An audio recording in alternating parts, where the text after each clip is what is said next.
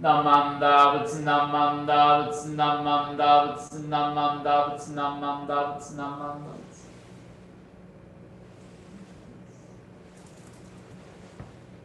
No.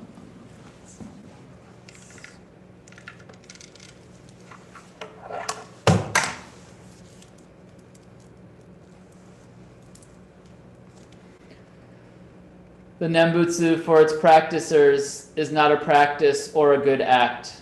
Since it is not performed out of one's own designs, it is not a practice. Since it is not good done through one's own calculation, it is not a good act. Because it arises wholly from other power and is free of self-power, for the practicer, it is not a practice or a good act. Thus were the words of Shinran Shoni. Namambats, namambats, namambats.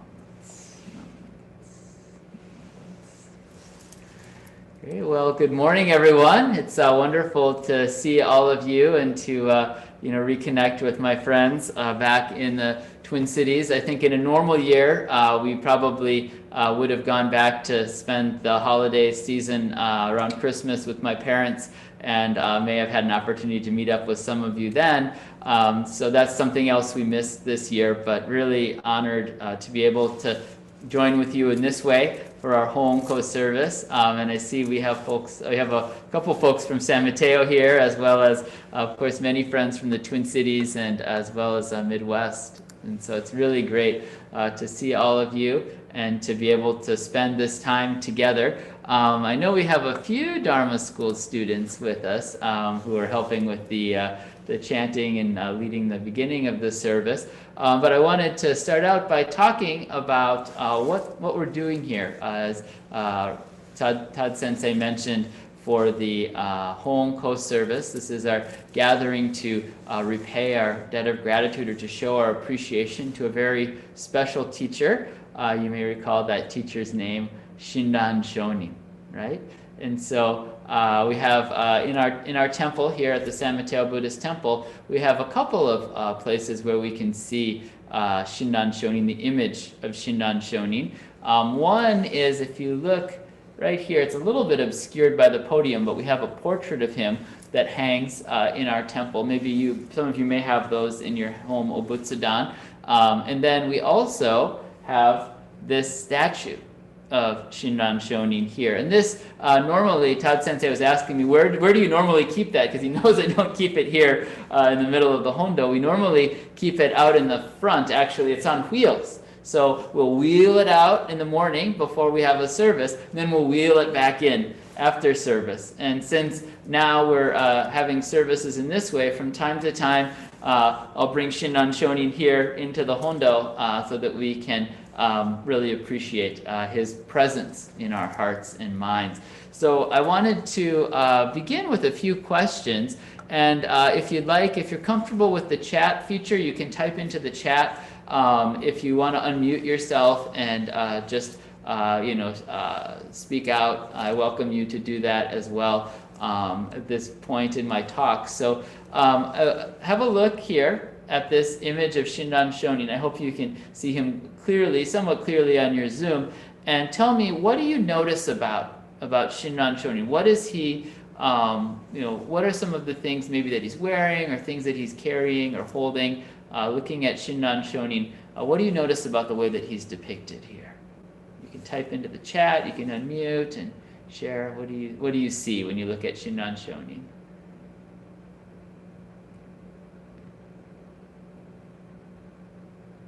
Okay, he's a simple, humble man. That's right. That's right. Yeah. Okay. What is he? What's he got? What's he got on his head, for example? What does that look like? He's a walking stick. That's right. A walking stick. Was he on a journey? He looks like a traveler, right? So there are three things that he has as a traveler. Right. Okay, great. He's got his prayer beads, his onenju. He's got he's got a walking stick. He's got his onenju, and there's one other thing I think that is we can look at this image and we know that this is Shinran Shonin. There's something else about him on his head. head protection. That's right. This very very nice head protection he has, right? And it's protecting him, right? Protecting him from the heat of the sunlight. A hat. That's right. A hat like travelers or workers wear, right? So he's got this traveler's hat on, protects him from the hot sun, like an umbrella. Some people carry umbrellas, more so in Japan than they do here in the US, but some people have umbrellas on a hot day or on a rainy day or a snowy day. It keeps all of these elements off of him, right? And so he's got this hat, right? And he's got the walking stick, and he's got his onenju. Now, of these three, which do you think was the most important for Shinran Shonin, for him on his journey? Which do you think was the most useful? The hat, the staff, or the nenju?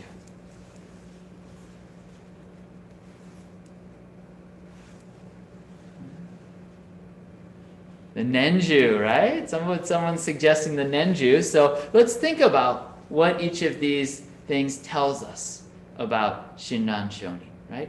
The hat tells us that he traveled, he's a traveler, so he traveled all throughout Japan to share the Dharma. Okay, and someone recognizes that he also had his underwear. That's very important as well, right? We don't see that. But what's inside sometimes is as important as what we show on the outside, right? And so Shinran Shonin was a traveler, traveling throughout Japan with clean underwear on, right? And as he's traveling, right, he's going out whether it's hot and sunny in the summer, whether it's cold and rainy, whether it's snowing. He's traveling any time of year, all the time he's traveling. And he's holding this staff, right? And this staff tells us where he went, what kind of places he went. He went, of course, on smooth, even, comfortable roads, but he also traveled places where he needed a staff to steady his balance. He went up steep mountains, he came down steep valleys, right? He traveled on rocky, uneven terrain. So Shinran traveled any time, and he traveled any place. He went all over, all different kinds of places, in the cities, in the countryside, in the mountains, along the coast, all over these places, right? The staff steadied him physically, the nenju steadied him spiritually, right? Namman dabutsu, namman dabutsu. And he's holding the nenju. Every picture we see of Shinran Shonin, he's holding this nenju. And what the nenju tells us in those days, and even today, people who hold a nenju, they hold it, it's called a nen, in the Jodo Shin tradition, called a nenju. Nenju for nembutsu. The nen means to think about and to recite. So he was always thinking about Amida Buddha and the Buddha's compassion, always saying Nammam Dabutsu, Nammam Dabutsu, Nammam Dabutsu, Nammam Dabutsu. Right.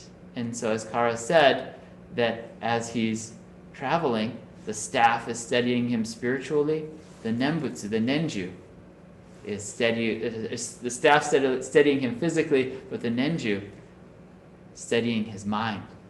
And the nenju is an expression of his thinking, the way that his mind flows. So as I think about Shinran Shonin, I think of this nenju as very significant, Namman Dabutsu, and the nembutsu. And so I wanted to share with you about the story of the first time that I heard Namu Amida Butsu recited in a community of people. The first time that I encountered this teaching of Shinran Shonin in the flesh, so to speak, in a physical sense, gathering in person, right? We're not able to gather together in the same place, but we're gathering personally now via Zoom in this way. So my first encounter with Shinran Shonin and his teachings occurred when I was living in Japan. This was about 15 years ago when I was living in Japan, around 2005 or so. I was there, and as Todd Sensei mentioned, I grew up in Minnesota. I grew up in Buffalo, Minnesota. When I'm out here in California, I always have to sort of say generally outside the Minneapolis-St. Paul area, but I can tell all of you that I'm from Buffalo, and most of you know where that is, right? And so I grew up in this small town in Buffalo, and I encountered Buddhism as a young man in high school, college, through reading and through a trip I took to India, and I was seeking a kind of Buddhist practice. And so being there in Minnesota, I began to seek out Buddhist communities. Now this was in the, this initial encounter with Buddhism was in the, the late 1990s. And so I was in college, and there are a lot of Zen centers there, right? There's Dharma Fields, Clouds and Water, Minnesota Zen Meditation Center. So I was kind of checking all of those places out.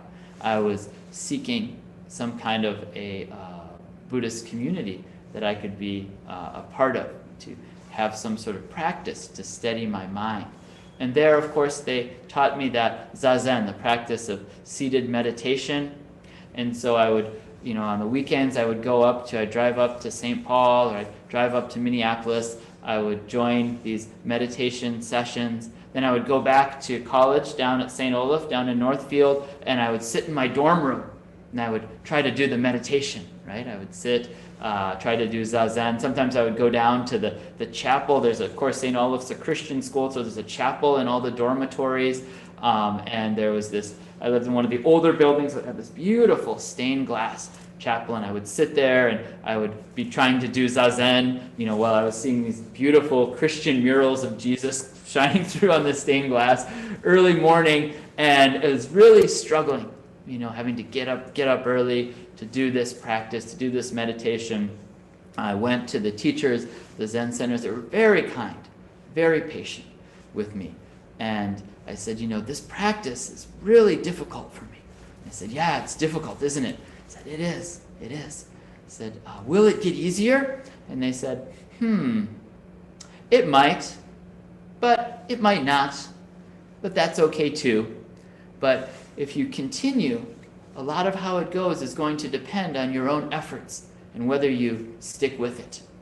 And they gave me some suggestions of ways that I could practice, and I would try to do the things that they suggested, and when it went well, I would think, oh yeah, I'm doing good, I'm a good Buddhist today. But a lot of days, I would be up late studying or hanging out with my friends, and my alarm would go off to get up at 6 in the morning and do my meditations, and wake up and hit the snooze, and then all of a sudden, I would wake up and I would think, what time is it? Oh no, I have to be in class in 5 minutes. So I'd rush out the door, run off to class. And the whole day I was thinking, oh, I didn't do my meditation today. I'm not a good Buddhist, right? And I was thinking, it's all about me and whether I'm doing these things or not doing these things, and thinking that it's all about me. Now, that's not what my teachers had told me, right? They didn't say this practice is all about you, but that was my own misunderstanding. I wound up spending some time in Japan at different temples, and also trying to do these meditation practices. And at those temples, these were Zen temples in Japan, and places like Fukui and Hyogo and other places, and they would be very strict because they were trying to maintain a kind of environment for doing the Zen practice. No talking, right? Sit up straight. Don't slouch. Don't sleep. All kinds of rules that I was being asked to observe. So I would, do these practices, and the whole time, thinking that, I'm doing well, I'm doing bad, how's it going? And at one point my teacher said, Henry-san, it's like you're putting a head on top of another head.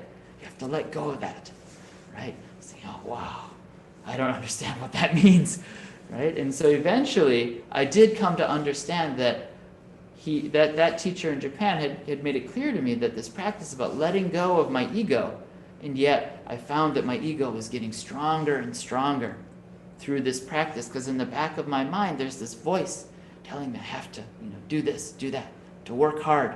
If I do good, I'm doing well. If I don't do it, I'm doing poorly. And so I came into this deep kind of state of doubt, wondering, is this really the path for me?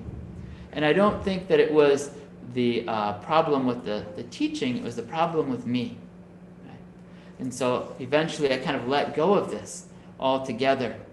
But I continued to be connected to Buddhism, continued to be connected to Japan. And as I mentioned, a number of years later, in about around 2005, I was living in Japan, living in Miyazaki. And at this point, I'd really drifted away from Buddhism. But I thought, starting to sort of feel this inkling, this pull, drawing me back to the teachings, feeling that I needed that teaching, something to kind of steady my mind as I was going through life. And so I started to check out the local temples, and I noticed there was a beautiful temple on my way to the library, had a large sign out front. They would post when they were having a special service. They would make an announcement, and they would write the schedule of the service, and they would say, everyone is welcome. I thought, really? Does that just mean all of their members are welcome? Or does it really mean everyone? And so one day I got up the courage to go into this temple and to check it out and to see what this place is all about. I knew it was a Buddhist temple. I didn't know what sort of teachings I would find when I went in there. And so I remember thinking, well, I'll just kind of sneak in and sit in the back, and then I'll leave right at the end, right when it ends, so that, just kind of, people do this at our temple. I don't know if these ever do this at your temple. They go and they just sit in the back, and then they leave right away, right? So I thought, I'm going to do that, right? And so I opened up the door of the temple, sliding doors, poked my head in, and there was a gentleman who was sitting at a reception desk. He took one look at me, and then he disappeared into the Hondo. He opened up the doors, closed the doors, and left me standing there in the entryway all by myself. And I was wondering, what is happening? Thinking, should I just go? Should I wait here? And as I was waiting, trying to figure out whether I should stay or I should leave, the door opens, and this elderly gentleman comes back out, and this time he's accompanied by a woman who's maybe in her 50s or so, very, nicely, properly dressed, and she marches right up to me, very confident. And I thought, okay, she's the enforcer. She's the one who's going to sort of send me on my way. And she spoke to me in perfect English. She said, hello, welcome to Shineji Temple. My name is Goto. Please come with me. And she ushered me into the Hondo, and she gave me a nice seat right in front of, the podium area here. She sat me down, pulled out the service book, opened it up, and immediately, she had this look on her face, and she sort of turned it to me. She says, it's all in Japanese. Can you read Japanese? And I said, well, I see it has the furigana next to the kanji, so I think I'll be okay. She said, oh, okay, good. Okay, now the service is about to start. They're going to ring a bell, and then when they do that, we're all going to do something. This is important, okay? We're all going to go like this. Gassho. I said, okay, I've been to Buddhist temples before. Know about gassho. I said, and we're going to say, Namo Amida Butsu. I said, Namo Amida Butsu. Yeah, just like that. Okay.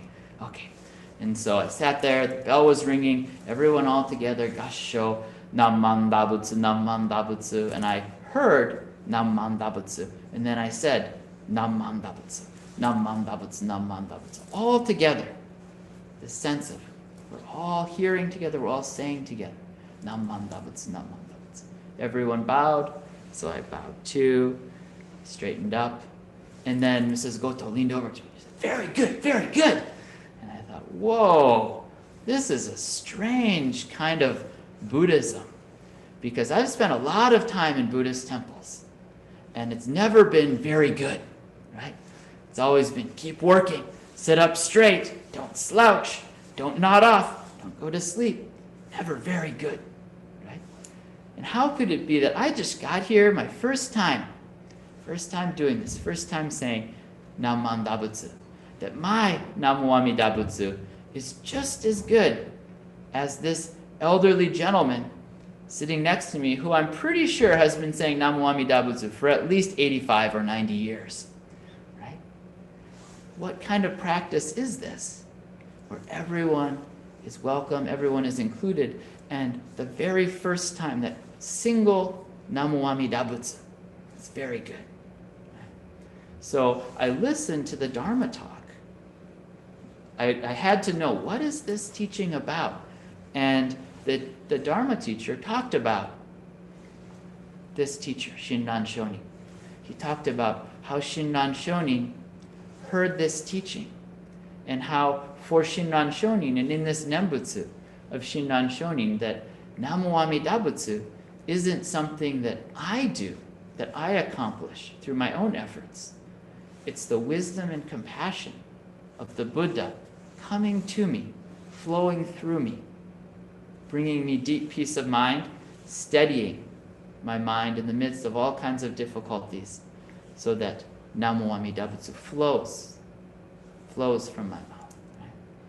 And so this Hoonko service is our opportunity to encounter this teaching, to reflect upon this teacher who brought the Nembutsu into our lives, who traveled all over Japan, showing us that any time, whether it's warm and sunny or cold and snowy, any place, on a smooth road or on a rocky, rough road, Namman Dabutsu, Namman Dabutsu, always, right? In Gasho, always the Nembutsu flowing through our lives.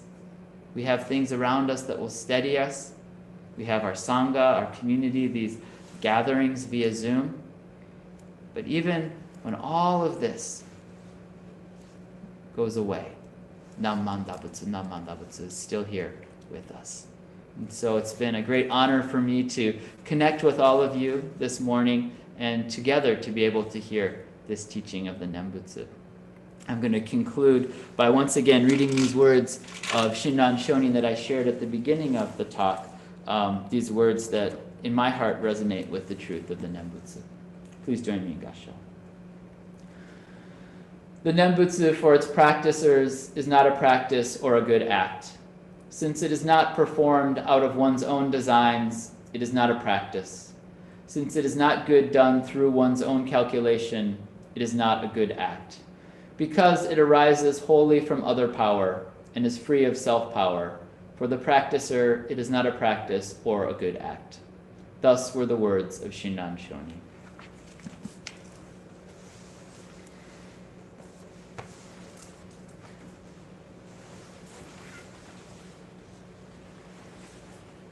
Namman Dabutsu, Namman Dabutsu, Namman Dabutsu, Namman Dabutsu, Namman Dabutsu, Namman Dabutsu.